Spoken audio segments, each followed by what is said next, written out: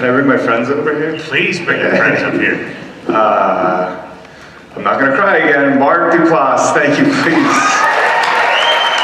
Love.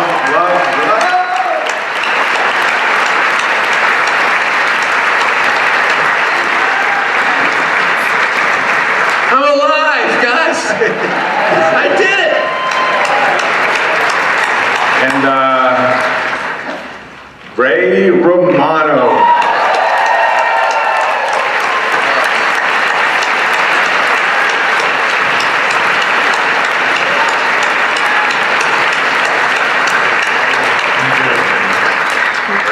And then we're going to bring up the producers, Mel Eslin, Elena Carruthers, and Sean Bradley. Hey guys. We got two more casts. We got Dendry Taylor, Sierra Fisk. And then our DP, Nate Miller, our editor, Chris Donlan, TK Sham, our first AD, and our sound man, Daniel Boy.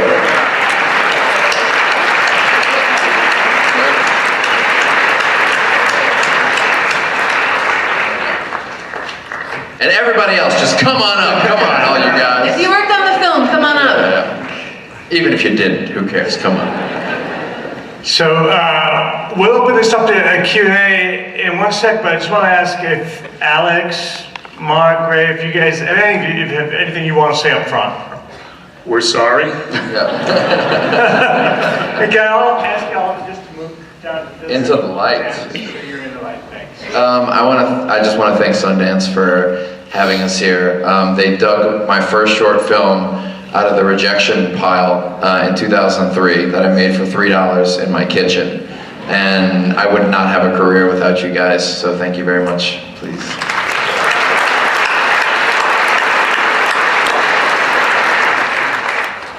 Okay, so we'll open this up to a Q&A. If you have any questions for any of the folks up here, for Alex or any of the actors or anyone, raise your hand between the two of us. We'll repeat all the questions, okay?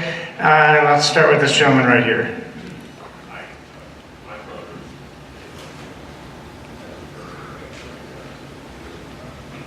Sorry.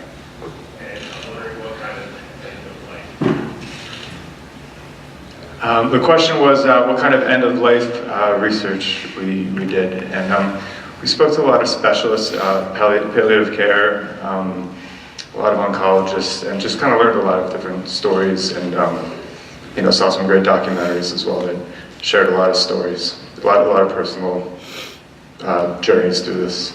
Yeah.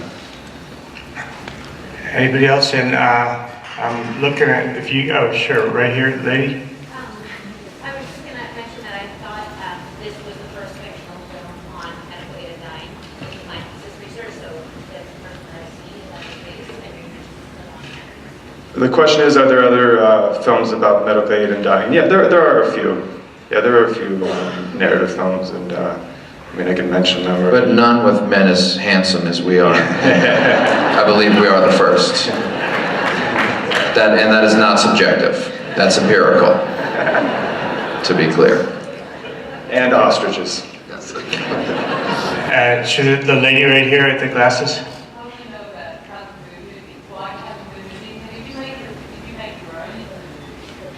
Well, what was the last part? What was that? Did you make it? Did you Oh, make it? good. The question about the Kung Fu movies and did we make the Kung Fu movies. I can speak a little bit to this as the producer of the film. Alex and I have made a movie together before. We worked together a bunch of times. And so we have a comfort level with each other. And he said, I have this great idea, Mark. I want to make an original Kung Fu movie that's going to be inside of the movie. And I was like, we're never doing that. It won't look good. It won't look real. Let's just license something. And he fucking stuck it out on me for like 6 months and sent me every Kung Fu movie that existed and told me why it wasn't as good as the one he could make. And he wore us down until we eventually budgeted in for him enough to go make the original Kung Fu movie that you see in that movie. Well, I have a question. Did you think it was a real Kung Fu movie? Clap if you thought really. Yeah. And tomorrow in the trades you'll find out we're lying, it was a real Kung Fu movie, but for just tonight, we're gonna believe it was real. But that was all Alex. Gentleman over here. So a lot of the dialogue between Andy and Michael seems very natural, so I was just wondering if some of that was also improvised or just working. His question between the two leads, their dialogue was so natural and flowed so much. I wondered if there was a lot of improvisation. You just described Ray's greatest nightmare. When I approached him, I tackled him at the premiere of The Big Sick, and I was like, I'm so obsessed with you. This turn you're taking in your career, obviously you've always been so funny, but it's so beautiful what you can do, and come do this movie with me. We're gonna outline it, there's gonna be no dialogue, you're gonna have to improvise pretty much everything. And I thought Ray was the Ray that you guys saw on TV, who's like really laid back and funny, and I had no idea how intensely neurotic he was. And made it just very difficult for him, but you know, we It was talked scary. about it.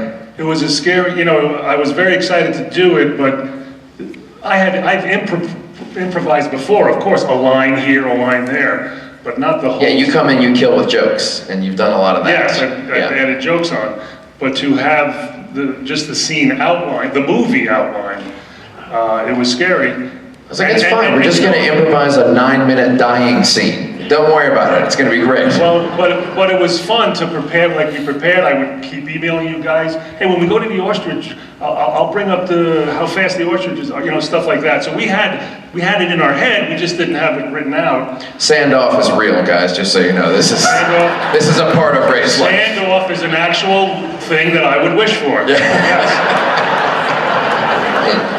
But I'll tell you, well, come on, so you people, you know what I mean, right? you get in the car, you're coming from the beach. Here's why this movie is successful. No one knows what you mean. Yes, they do. No one knows. But the scariest part was the drama, because I've never improvised drama before. And I'll tell this story about the final scene. Please don't tell him that story. The final scene, on the bed, we did not beat it out. We just said, let's do it here and see what happens. And so we did it, and so we're doing it, and Michael dies, and I fall back, and I'm taking it all in. And I'm thinking, I just knew that I had to take it in and leave the room. That's the only instruction you gave me. And so I took it all in, and I'm taking it, and after a little bit, Mark springs back up. And I swear, and in my head, I'm thinking, I'm trying to stay in the moment, but I'm thinking, that's an odd choice to make. Yes. But we do it again, so we relive the down, and I'm like, okay, maybe in editing, if it doesn't work, we'll fix it. And I go back, and I'm trying to really stay. I think, okay, and it's emotional, very emotional. And he does it again. And now I'm thinking, he's better than this. Why is he? This is such a weird choice to make. I'm like, it's kind of whatever. But then we go down, and then I lay back down again, and then you whisper, Ray, leave the room. And so I leave the room, the scene ends, we cut, and we come back, and then he told me, he wasn't springing back up, he was holding his breath so he would look dead, and I was taking too long to get out. He had to... I held my breath for 90 fucking seconds. I was so proud of myself. But the camera was shooting across my body, so I couldn't move my stomach. I was just that moment too much. But in all fairness to you, that is the trope of coming back to life. Is someone laying in the bed who goes, Yes. Death by improvisation. yes. Yeah. So there's some alternate endings coming out, you guys. You're gonna be real excited about. Anyone else? Anyone up on the balcony? I just want to make sure I don't miss you. If you, okay. Sure, lady right here. What was the inspiration behind the movie, and what was your biggest takeaway from the experience? What was the inspiration for the movie, and what was Alex's biggest takeaway, I guess? First of all, you don't get two questions. I don't know who you think you are. You pick one. Right? Okay. This is Sundance. Inspiration for the movie. Yeah, Alex and I had a partnership. We worked together. We did a television show called The League for years. And he was our main cameraman. And we were like the two guys on the show, while everybody else was telling dick jokes on the show, we were talking about sensitive independent films at Crafty. We developed a really big bond, and then we made a documentary together. We made a movie called Blue Jay 2 years ago. That's kind of a smaller two-hander. Thank you for all 9 of you who saw it.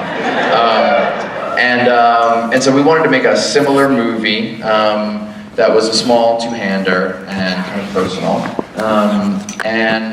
And then we started talking about kind of our love of outliers, I think. And the core of it, when the conversations began, were, we're in this phase in our lives where we're like doing really well, and we're constantly trying to fill our lives with more things to make us happy, things we buy on Amazon or get our movie in Sundance or all these things. And we thought about guys like Michael and Andy who have nothing, like nothing aspirational in their clothing, their apartments, their jobs, but how great it would be to see them have everything they want just in each other, and that really special bond, and what it is like to have your person and feel like that person is irreplaceable, particularly for these guys, and to watch them kind of play out, and maybe to tell like a true platonic love story, which we felt like we hadn't seen that much of, so. Yeah, and I think it was important to just kind of explore what's a life well lived. Yeah. Which doesn't have to be much more than love. Yeah. Yeah, there's a gentleman all the way back there with the baseball cap in front of the pillar. Oh God. Is there a real answer to the hangman? At 3, everybody shout out your answer. Yeah, exactly. When did we decide that there was no answer? How early on did that happen? It was in wardrobe. Yeah, it was in wardrobe, yeah. I think we thought, we'll figure out an answer, and then we're like, wait a minute. If he doesn't have an answer, yeah. It's part of the fun of the improvisation process. So I'm told we have time for like 2 more, and there's a lady right here in the, you. All right, so due to the improvisational nature of the film, it's also quite beautifully shot. How are we communicating information about how to frame things? There's a man here. I'm gonna run down here and give There's a man named This is our DP, Nate Miller. He's Here he is.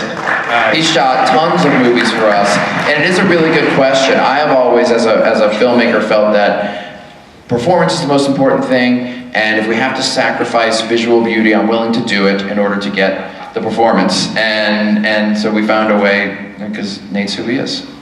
What was the question? Why does it look so damn good? How'd you make it look so good while everybody's moving around and you don't know where they're going and shit? Well, you just, you put a lot of good people around you. We are an awesome crew, which is Duplass is really great at. And I had worked before with Alex on Blue Jay, so we had like a shorthand, and we sat down, we talked about a lot about what we wanted to do, and then you do it. Sorry, that's... Thanks for making a beautiful movie, Nate. Thank you, sir.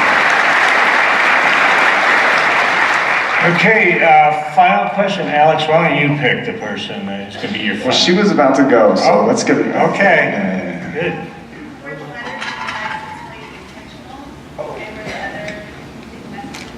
the letters in the license plate intentional? The letters in the license plate? Were the letters so the license plate has a DNR in it, which some people. DNR. Right. That's our department is very creative, and sometimes they throw in things that while you're shooting you discover, and you kind of realize that there are smarter people than you. Putting little Easter eggs everywhere. I didn't catch that. I didn't catch that. Do not. Yeah. One more question. Yeah, one more question. Very. You've been having your hand up forever. Come on, you deserve this. Thank you. It's a beautiful film, and I love... Her question was, it was a beautiful film. Thank you very much, guys. Good night. Good night. Thank you. I'm curious, for Alex and Mark, when you were writing this and coming up with it, did you have Ray's character, was it written with Ray in mind, or...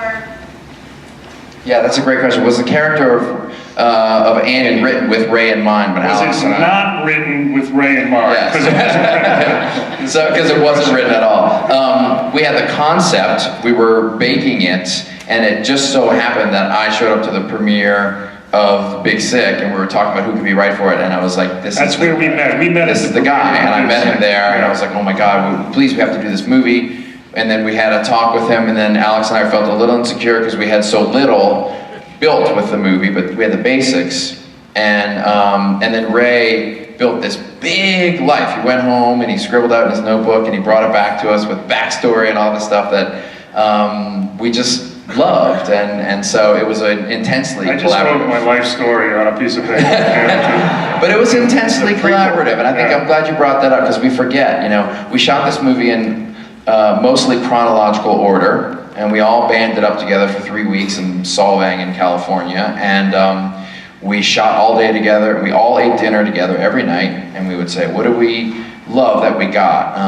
Were they closer than we thought they were going to be? Were they more passive-aggressive than we thought they were going to be? And then we would adjust the scenes the next day accordingly, and it was it's a fun way to make a movie organically, and maybe not exact what you thought you should do, but chase what is going for you. It was scary though, because we were, if you call it, let's say it's an improv movie, but it's written, but the scenes are, can go anywhere, and then the editing can go anywhere. And when I went back home, I remember, I think you told me we'll get a rough cut to you in about a month, and 2 months passed, and I was panicking because I know the task at hand to edit this. We have to give credit to our editor. Yes, Chris Donovan, everybody. I got scared. If you remember, about 2 months in, I sent you an email. I'm saying, no news is bad news. What's happening? And you say, no. And then 3 months passed, until finally, like 4 months passed, and I just accepted. I went, we took a shot, guys. We took a shot. That's all. You can hold our head up high. It's an improv. I literally got a text that said, well, we tried. And then I finally saw the first cut, and just like one little slice of genius in the editing was the scene in the beginning where the doctor is telling his diagnosis. That was in the middle of the movie. That was after we established this, and someone made the genius choice of putting it up front. That was Elena Carruthers here who made that call. Okay, so sadly we do have to wrap it Thank up. you guys so much for coming. Tell everybody about We Paddleton. release on Netflix on February 22nd. If you like the movie, please tell your friends. If you didn't like it, shut your mouth. Thank you.